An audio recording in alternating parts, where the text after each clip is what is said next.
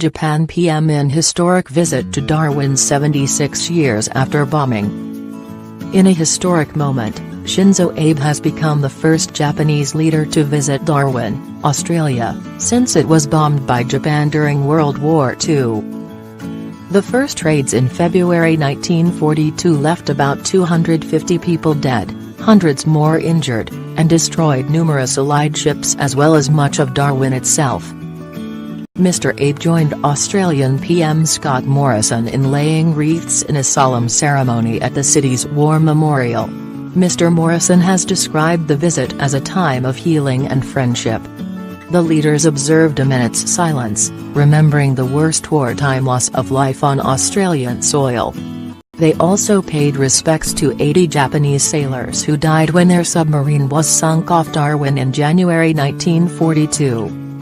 Speaking on Thursday, Mr. Morrison said, "Prime Minister Abe's visit is deeply symbolic and significant, and it will build on our two countries' strong and enduring friendship, as well as our economic, security, community and historical ties." He acknowledged, however, that Australians directly touched by the events may find the moment difficult.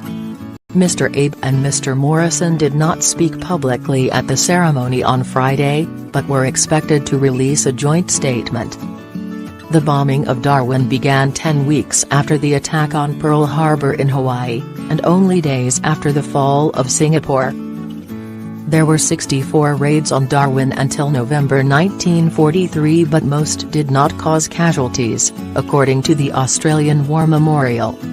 In 2016, Mr. Abe joined then U.S. President Barack Obama in visiting the U.S. naval base at Pearl Harbor. Japan and Australia have built their relationship with security and trade pacts in recent years, despite occasionally straining ties over whaling. Mr. Abe's visit coincides with the official opening of a major LPG, liquid petroleum gas, processing facility in Darwin that is intended to boost Japan's energy security.